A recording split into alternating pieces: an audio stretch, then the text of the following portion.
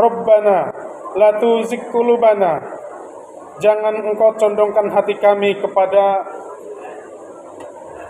kesesatan. Jadi setelah hati kita itu baik, melewati bulan Ramadan, kita sudah ditempa dengan berpuasa pada 1 bulan penuh, menghindari segala macam yang mungkar, menjalankan perintahnya dan menjauhi larangannya. Kita karena hati ini berbolak-balik, makanya kita itu berdoa, Rabbana ya Allah la tuzigh qulubana, jangan condongkan hati kami kepada yang kesesatan. Kenapa di sini kita diajarkan untuk berdoa supaya kita itu jangan dicondongkan hati kami untuk dalam kesesatan? Karena hati kita itu selalu berbolak-balik. Hari ini baik, nanti sebentar lagi tidak baik, bentar lagi baik, sebentar lagi tidak baik. Makanya kita itu dianjurkan untuk selalu kita itu berdoa di sini. Rabbana la tuzigh qulubana, ya Allah, ya Rabb, jangan condongkan hati kami ke dalam kesesatan. Ba'dai hataitana, setelah engkau berikan petunjuk kepada kami. Jadi setelah kita dikasih petunjuk supaya kita itu istiqomah untuk dalam menjalankan ibadah-ibadahnya, untuk bisa menjalankan perintahnya dan menjauhi larangannya. Dan di sini kalau kita berbicara untuk menjalankan perintahnya mungkin akan lebih baik, akan lebih mudah. Tapi ketika kita berbicara untuk meninggalkan larangannya, di situ kita itu kadang-kadang lebih berat untuk meninggalkan larangannya. Karena yang ditinggalkan larangannya itu biasanya yang indah-indah, yang enak-enak, kelihatannya enak, kelihatannya nikmat. Padahal semua itu adalah hanya semu. Makanya di sini dianjurkan kita untuk berdoa, Rabbana la tuzigh qulubana ba'da idh hadaitana, supaya kita itu hati yang sudah lurus, hati yang sudah istiqomah itu ditetapkan hatinya untuk kita selalu itu mengingat Allah, untuk selalu menjalankan perintahnya dan untuk menjauhi larangannya. Dan ada satu riwayat hadis ketika ditanya kepada Aisyah radhiyallahu anhu, doa apa yang sering dilafatkan oleh Rasulullah? Doanya, ya muqallibal qulub, sabit qalbi ala dinik. Dan kebetulan doa ini juga sering saya sampaikan. Doa untuk ditetapkan dalam agama Allah, doa untuk supaya hatinya itu tetap dalam hati yang lurus, untuk selalu bertakwa kepada Allah, untuk selalu mengingat pada Allah. Jadi seorang nabi, seorang rasul yang sudah diampuni, dijaminkan surganya, sudah diampuni segala macam dosanya, masih berdoa, Allahumma ya muqallibal qulub. Dan di sini ditegaskan lagi, Rabbana la tuzigh qulubana, minta kita ditetapkan, dijauhkan dari kesesatan.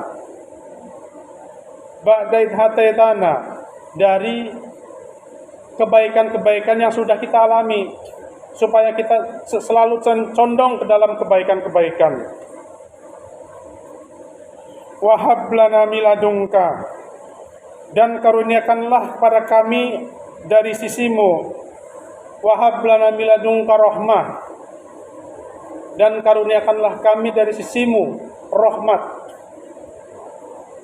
Jadi kita selalu berdoa untuk dapat karunia dari Allah, rahmat yang baik. Jadi di sini ada makna doa yang sangat besar sekali.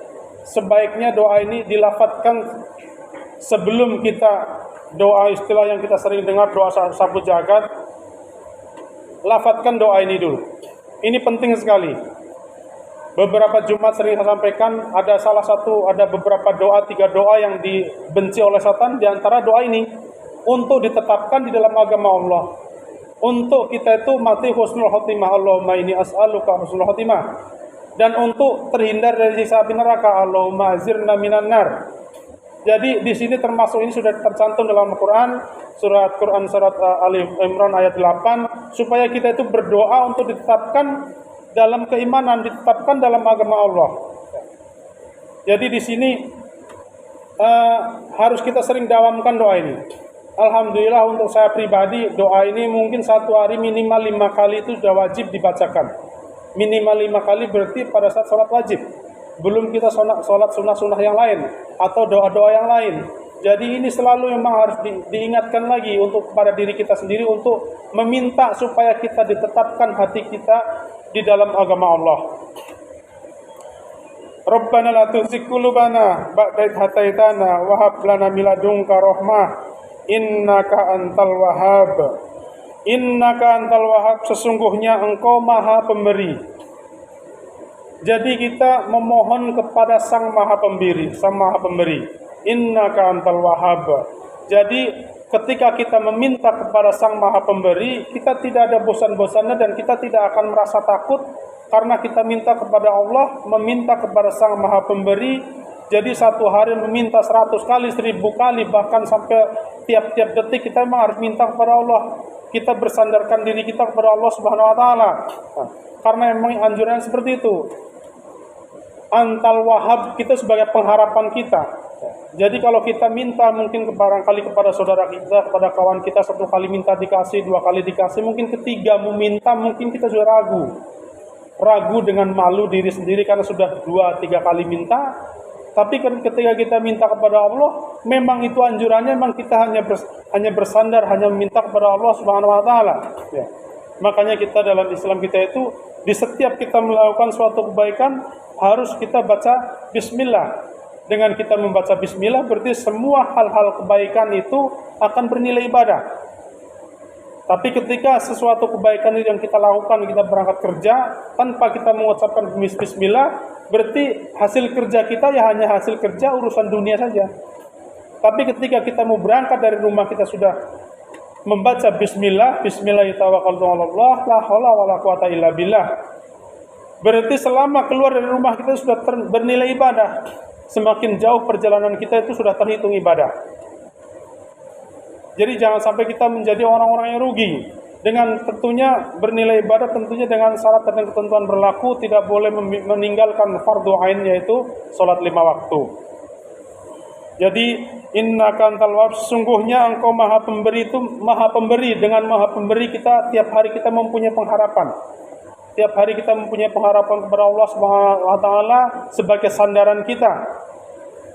Apapun yang kita lakukan adalah hanya sebagai perantara. Semisal contohnya ketika kita sakit. Kita sebagai orang Islam wajib kita membaca bismillah, barangkali mungkin ditambah dengan baca Fatihah 3 kali, Qul 3 kali, Falaq 3 kali, Anas 3 kali, atau ayat kursi atau ayat-ayat lain untuk memantapkan kita supaya kita tuh betul-betul connect kepada Allah Subhanahu wa taala. Karena semua itu adalah menjadi perantara. Jadi pada saat kita itu menolong seseorang, janganlah kita berbangga hati kita menolong seseorang, tapi semua kembalikannya kepada Allah Subhanahu wa taala. Apalagi pada saat kita menolong orang-orang yang sebetulnya orang itu tuh mungkin kebetulan itu membenci kita. Jadi kita jangan melihat yang ditolongnya, tapi kita menolong kita adalah karena kita itu menjalankan perintahnya untuk kita saling tolong-menolong. Jadi ketika kita sudah berpikir menjalankan perintahnya untuk melakukan saling tolong-menolong, amar ma'ruf, nahi mungkar, mengajak untuk berbuat baik, dan mencegah untuk perbuatan-perbuatan mungkar, itu adalah semata-mata karena Allah Subhanahu wa taala. Jadi semoga segala sesuatu apa yang kita lakukan, apa yang kita jalankan, semoga segala aktivitas kita itu akan bernilai ibadah.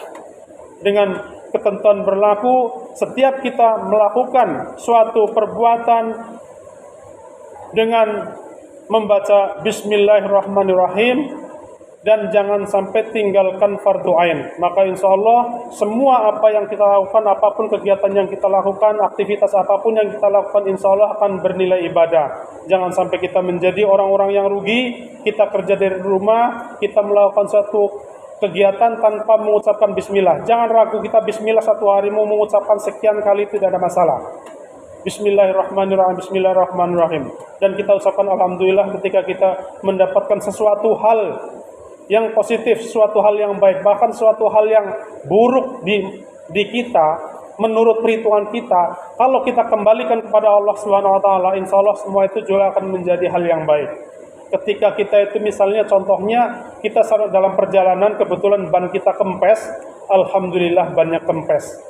Jadi kita berpikir kenapa ban itu kempes pada saat itu? Mungkin detik itu 5 menit ke depan mungkin di depan ada sebuah kecelakaan. Andai kata kita bannya tidak kempes, mungkin kita yang akan menjadi salah satu korbannya. Salah satu contoh sudah sekitar 1 tahun yang lalu ketika ada penumpang Lion Air ya di Soekarno-Hatta tertinggal pesawat Lion Air, menangis karena tertinggal pesawat. Tapi begitu berapa menit kemudian dengar pesawat jatuh di Kerawang. Akhirnya mengucapkan alhamdulillah. Kenapa harus tertinggal pesawat? Karena Allah sedang menyelamatkan orang itu untuk jangan sampai kecelakaan. Untuk lagi mengingat lagi kepada Allah. Jadi segala sesuatu hal apabila kelihatannya memang mungkin buruk menurut kita, ketika kita nisbatkan kepada Allah Subhanahu wa taala, nanti semua itu akan berbuah baik. Jadi salah satu gambaran yang nyata ketika ada tragedi 1 tahun yang lalu ketika ada pesawat Lion Air yang jatuh di Kerawang. Ya, jadi seorang penumpang yang tertinggal itu menangis histeris karena tertinggal. Mungkin karena melihat kepentingannya, melihat ini itu. Tapi ketika berapa menit mendengar pesawat itu terjatuh, meledak, semua pasti akan bicara alhamdulillahirabbil alamin. Karena kepentingan apapun, andai kata waktu itu berangkat, kepentingannya pun juga tidak sampai karena dia akan menemui ajal. Jadi kalau orang sudah jatuh dari pesawat untuk cerita hidup ya mungkin walau alam.